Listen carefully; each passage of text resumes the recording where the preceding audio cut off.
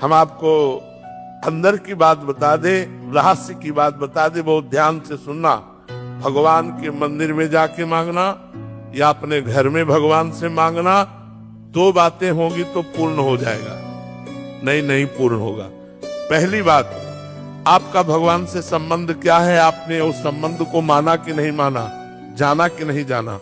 अगर नहीं जाना तो नहीं पूर्ण होगी।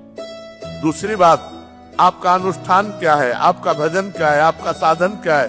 साधना नहीं, संबंध नहीं, तो भगवान से इसे मांगो बिल्कुल नहीं सुनेंगे।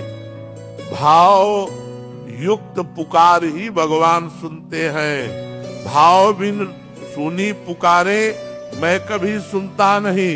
भाव पूरित टेर ही करती मुझे लाचार है। भाव का भूखा हूं मैं और भाव ही एक सार है। अगर भाव नहीं है, हे भगवान हमारा काम कर दो, तुम्हारे नौकर है भगवान, तुम्हारे कर्जदार है भगवान, तुमने जो कर्म किया उसको भोग। अगर भगवान से संबंध है, मेरे प्रभु मित्र है, मेरे प्रभु स्वामी है, मेरे प्रीतम है, तो हम उनसे कह सकते हैं यार सुनो बड़ी समस्या है, आपका ही दिया हुआ परिवार है, कुछ करो ना जुगाड़, तुम्हारे लिए तो कोई कवि है नहीं, अखिल कोटि ब्रह्मांडों के ईश्वर हो, यार हमारी बात बन जाएगी, तुम्हारा कुछ जाएगा नहीं, कृपा करो। ये प्यार से, हमारे दोस्त हैं तो हम दोस्ती की तरह बात करते हैं, स्वामी है तो स्वामी की तरह बात करते हैं, पिता है तो पिता की तरह बात करते हैं, पुत्र है तो पुत्र की तरह बात करते हैं। अब आप पूछ रहे हैं 1 लाख का हार का और जेब में नहीं है 25 पैसे, तो धक्का मार के ही भगा देगा।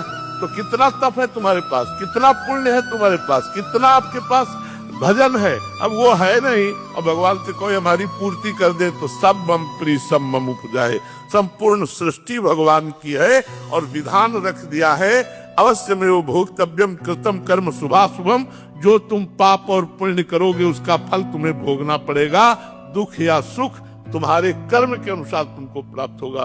कर्म प्रधान विश्व रचि राखा और जो जस करे तास फल चाखा।